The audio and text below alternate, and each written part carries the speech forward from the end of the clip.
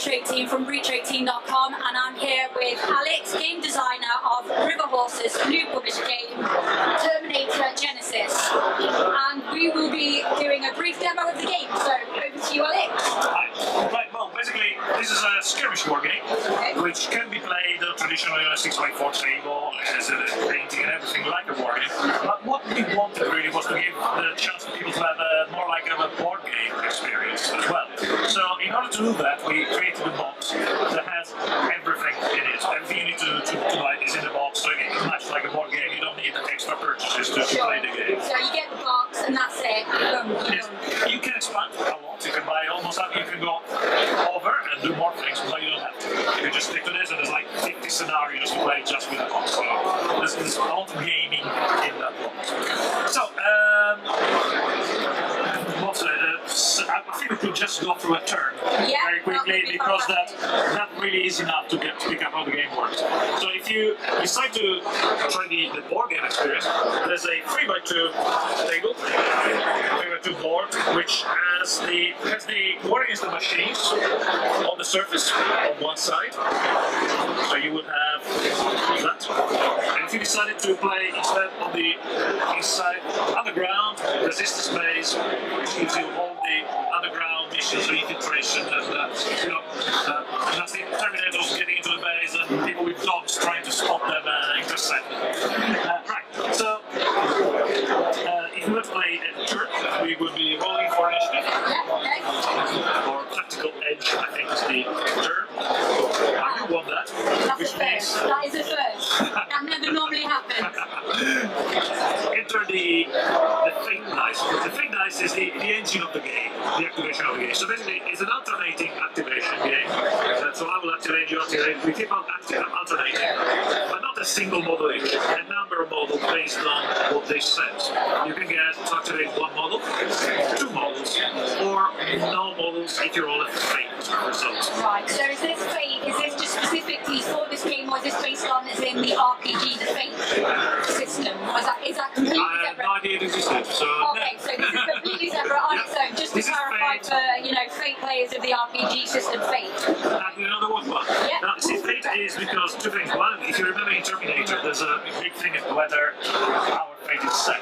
Yeah. We can change it. There's no such thing as fate. If you remember, there's a bit of Sarah scrolls on the table, no fate. Because it kind of says, no, I don't accept this, I want to go back and change this. So she's making the point there is no fate. Indeed, there is a rule called there is no fate. It is so you won the initiative, so you get to roll that first. And you get a 2, which means you get 2 nice activation counters.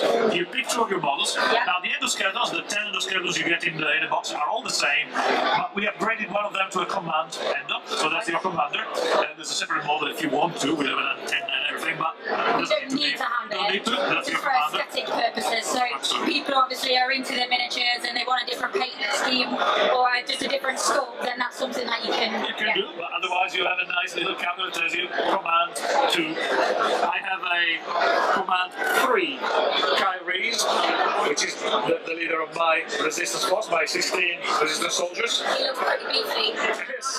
Quite scared. Well, no, you shouldn't, because all of my guys are really soft and squishy compared with your guys. Okay. Yes, your guys are as hard as tanks. My guys are humans, unfortunately, so they tend to be killed rather easily. That's why there's more of us. Really. Okay, so you pick 2 of your guys, and choose just any 2, and you put one of these markers next to them, so I'm activating him and him. Right, okay, yeah, I'm going to go this one. Yeah, and this one, for example, obviously, you pick 2 guys, and then you activate them. So, when you activate, you can move and or fire. And we enter... We enter these, yes. You remember when I said that everything you needed is in there? Yeah. 3 templates. Template that gives you the crawling speed, the walking speed, and the running speed. So if you wanted to crawl, obviously you need to crawl, the crawlers do the crawling, but obviously you don't need that for moving, but you would need, you could walk, so you could go from there to there. Or you could run, which means you could actually go quite fast. If you run, you cannot shoot. Right, okay. If you move, you can shoot. So I would recommend... That's a trade-off, basically. You can run, get further, but then you can't shoot. That's right. You can still use your cross-combat attack, so I could run and punch, or and stab with my knife on them guys. But obviously, if you want to use a main gun, you have to slow down and walk and fire. So for example, let's say you want to move forward. Yeah, I will walk there. So is it like that? Well, basically, back or is it front anywhere you like, touching that template. Obviously, if you go front to back, that's the fastest you can go, but you can go there, you can go there. So is that class as a legal move? Absolutely, yeah. That's the normal move, the fastest you can go. Okay, we'll do that though. I mean, he's out on his own, so he's looking a bit vulnerable. They probably, but they don't normally worry too much about that. Okay. They're really tough. So he walks there, and then he fires. So he picks a target, and then he needs to find a range to the target. And that's where the template do the clever. Am I within close combat range? No. Am I within point blank range? No, not quite. I am within long distance range. This is a short range, because anything higher than that would be long range. Oh, okay. So, you know, this one is in short range, this one over here is in long range. So it's further away than that. Right, okay. And I'm pretty sure you can work out. This to do with where it lands on the scale, so that end bit is the maximum. Basically, look, if you attack somebody after, let me get a model. This model is within close combat range. Okay. Anywhere here. Here is out of close combat range, so I'll have to use a shooting range, and this is my point blank range up to here. Then it's no longer there. I'll have to use this, and my chances of hitting get more. So 3 plus, 4 plus, 5 plus up to here. If it's further away than that, I'll need to roll a 6. Yeah. So if they shoot, but I need a 6. So 3, 4, 5, 6.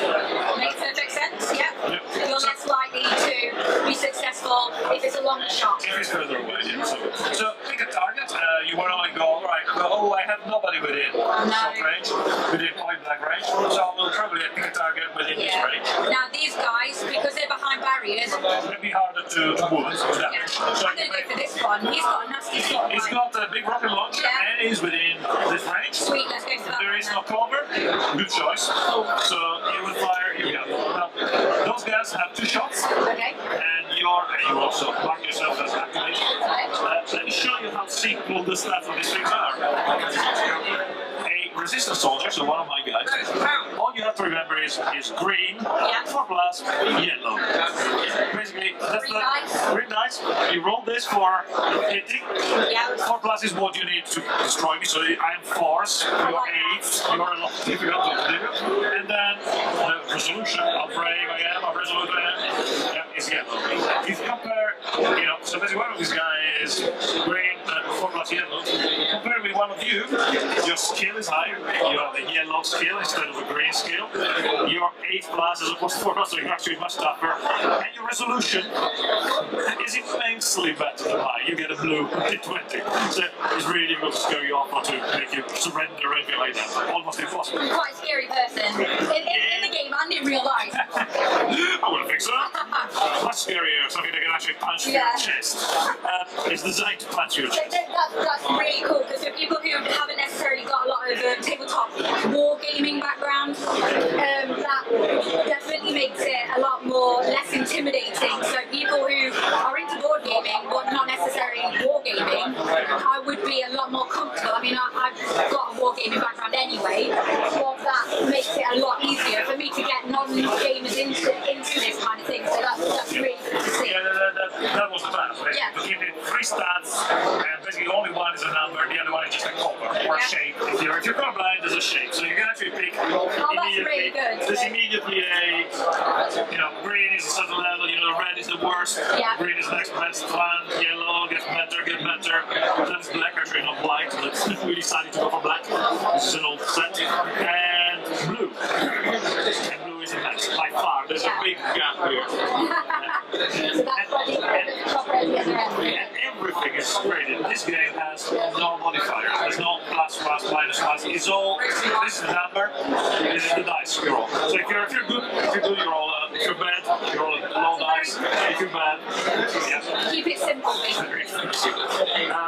For example, a resolution test, see whether you keep fighting when you're shot at stuff, you're scared, is based, you have to roll a 6. Right. Civilian, I'm trying civilian, will roll that. Obviously, civilians will run away under fire, they will not stay there. A policeman, a well-trained soldier, or police guys, for example, a commander, an officer, a great hero like John Connor, for example, or Kyle Reese. But then you have a big gap is in level, and then you got machines. Machines are really determined. There is one human, though, that uses the D20. And which human would that be? Try to guess. I'm guessing it's Terminator. It's not a human, it's a machine, it's a machine. She is, I mean... Oh, zero. Okay, fair enough, yeah. Sarah Connor Yeah. is the only human that actually is as determined, as resolute as one of these things. Right. Anyway. And that's good to see as well. It's good to see a female character having a bit of gumption about her. We're shooting at the guy with the rocket launcher. Yeah, so you fire 2 shots, your gun has 2 shots, and your skill is yellow, yeah? As an skeleton, you roll yellow. Okay. Alright, what you need to hit, we need to check the yellow skeleton, this guy. So what you need to hit is... 5 plus. So Yeah. I hit Twice. Twice. Wow. So he gets hit by 2 plasma bolts. And now, I would normally work out whether I'm in cover. So if I was in long range, humans in long range are always in cover. Because you imagine this is like lines of rumble, lines of shields everywhere. So at a long distance, these guys really keep their head low. They just machines, machines are never in cover ever. Machines are never can take cover because they don't walk. They just walk around straight. They're as hard as a tank. They don't care.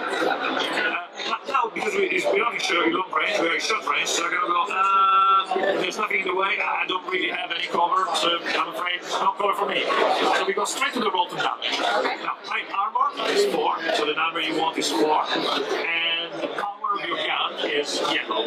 Right, Yeah, so again, 2 shots were successful, we're rolling 2 dice, and then we see, was it 4 4 plus, 1 beats either one of those or both. Let's see if my luck continues. And So no, we're back that to... one doesn't kill me. No. That one is 4 plus, so that one does kill me. So we don't need to worry about the one that doesn't kill me because this one kills me. Okay, so they only have like, they can only take 1 damage. All of them except me. Right, He's okay. a hero, he can take 1, and if he gets wounded, he becomes a lot less good, but he can still command other people. He's alright. The second shot kills him. Okay. But he's just as tough as the other guys, he's armor 4, so he's not really difficult to keep from one of these. Anyway, so you kill the rocket launcher, which is good result. Now you proceed to the other model, and you can move, run, stay where you are. We're gonna... yeah, I'll back this one up as well. Yes, machines tend to do that. They tend to advance because they don't care about cover, they just advance, laying a barrage of fire, and then when they get close enough, they start to punch through your chest. Take your head, literally rip your head off your shoulder. Right, so we turn that over to the activate, that's fine, and then we want to see if we're in any sort of range. Do we have to declare the target before? So we can pre-measure. Excellent. Right, okay, so nothing of that's going to be... Good target, juicy targets. We have a rocket launcher here, we have a grenade launcher there, another grenade launcher there, and calories here. They're kind of your priority targets. Right, I'm going to take my chances with this little guy. Unfortunately, you can never shoot so that this is the projection of your base. It's convenient, it's the same size. So you can never shoot so that there's a guy in the way, So, friend in the way. Shoot through friendly, But knowing that, you would have moved here, obviously. You would have moved your finger, you would have done that. Alright? But luckily, because you have to move further that way, you are now in long range, which means you need to roll 6s to hit me. So, your usual 2 shots at the yellow skill. 6s. So 1 miss, or 1 hit. Now, however, this time I am in cover, both because I am in long range and because I am behind cover, so this time I can get a cover save to see whether I can actually not be hit by your shot. I needed 4 plus, but no, so actually, unfortunately, I was going coming up, I didn't save it, so you have to roll to damage again. Like before. You don't play with the designer, they usually lose. It happens, yes. It has happened before. Oh no! You didn't feel it, which is actually convenient from a rules point of view because now we can get to demonstrate the resolution test. Yep. So he's been hit, he's not being taken out. But the question is, will he keep fighting or will he be knocked out? Will his motivation will make him just cower under behind the corner? No. So we'll see. The resolution test, like we said, is you need to roll 6. Right. You need to roll 6, and my resolution, I will roll that. So 6 is the number before you rolled, and my resolution is yellow. Humans are yellow. Yeah. Machines are blue. Okay. I need to roll a 6. Do you roll them simultaneously? No, I need to roll a a 6. You're the... I'm being hit. I'm being hit. Will that model keep fighting? Yeah. I need to roll a 6. Nope. So if I roll a 2 to 5, what happens is I become greedy, which means I get marks with 2 markers, and having 2 markers on means that effectively I am on the ground, not in a fighting condition. I'm kind of staying there. I need time to recover. If a machine was in the same situation, it probably would be standing there, maybe rebooting, damage, some superficial damage, or just knocked out and in the process of being inside. Anyway, so you kind of nuked that guy, not kill him, but you disabled him, so it's not bad. And that was the end of your activation. And we go revert back to me. I get fate. How convenient. Fate would mean that I have to give the dice back to you. I've lost my chance. That's a 0. Wow. In some situations, that's devastating. You have something really important going on, and you're fate, you go, no, fate is against me. That is Don't give it to you. pretty harsh, that is. It's very harsh. However, however. yes, that's what they are here for. Right, okay. Commanders have, in Terminator really, there's a lot of is fate set. Do we have a destiny, or actually we are in charge of our future. Exactly. So the question is, commanders, if they're not activated yet, so he's not, he's fresh, they could go, I'll use one of my special rolls, which is called There Is No Fate. So I will refuse that roll and go, no, I will activate anyway. Okay. So is that something you can do now? I can do that, because I roll the Fate. Yeah, sure. So instead of I could choose to either do it or go, maybe when it's too early in the turn, I'll wait, so I'll just give it to you. Normally, for the turn, for this turn, so the question is, do I want to do it or do I want to wait? I'll wait, and I go, alright, okay, no, I won't do it, I'll pass it on to you. Okay. For example. So I would then roll and I get one action, yeah? One activation, there you go. Cool. So I then choose which one to move. Now if I want to move this guy here... He's in a pile of rubble, so the only thing he cannot do is he cannot run. Right, okay, so... Fine. Yeah. So... this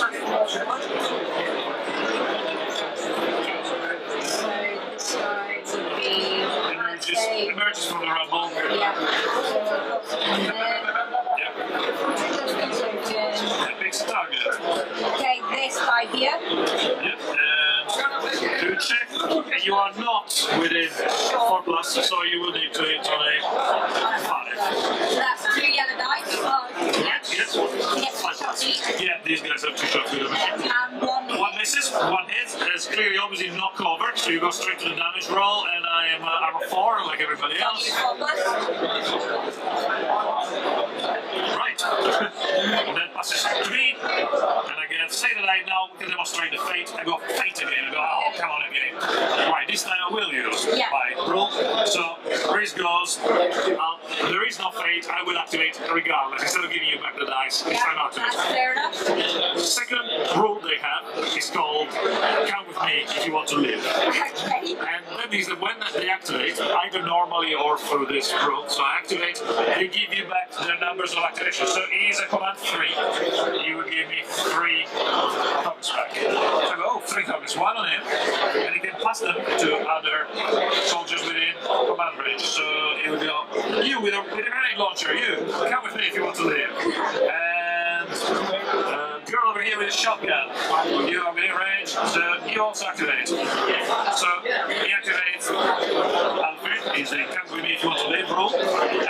And then I proceed. So, for example, the grenade launcher advances to the deck, fires a grenade, and fires that one over there. It's in long range, so it was 6. And this. Then I'll move freeze, even going to cover inside the rubble. Obviously, I'm moving far less than my template, so I don't need to measure. And I'll take 2 shots now. He's got a plasma rifle. Plasma rifles are good at short range. They get 2 shots at short range. So I'll keep it there, because if I fire that one, I will only get 1 shot. So 2 shots here. Notice I'm using the yellow dice as opposed to the green dice. You must normally have green dice, but if you look at the profile of Kyle Reese, he's a better shot. He's a hero, so he's yellow. He uses that yellow dice for so 2 shots from my plasma rifle, hitting 5, I miss with both, so I'm not that good a shot after all. And then the girl with a shotgun will actually enter the terrain as well. It's going to try to move as fast as possible, so because you see a shotgun, it's very good at point blank range. Yeah. It's not so great at this range. Unfortunately, I don't have anybody within that range, so I'll just fire at that one again. Okay. Only one shot with a shotgun. I need certainly not a 4, so I need a 5. 5 plus, yeah. She goes, unfortunately, that's armor 8. A shotgun at long range is power 6, so I cannot hurt you. But I have hit you. Yeah. So now you have to take a resolution test. So 6 or more. 6 or more. Everybody 6 or more.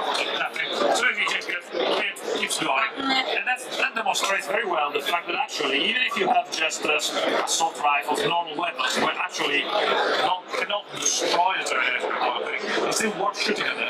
Because if you shoot them a lot, it's like in the movie when Arnie gets shot a lot and then falls over, and he's a few seconds on the ground before he comes back.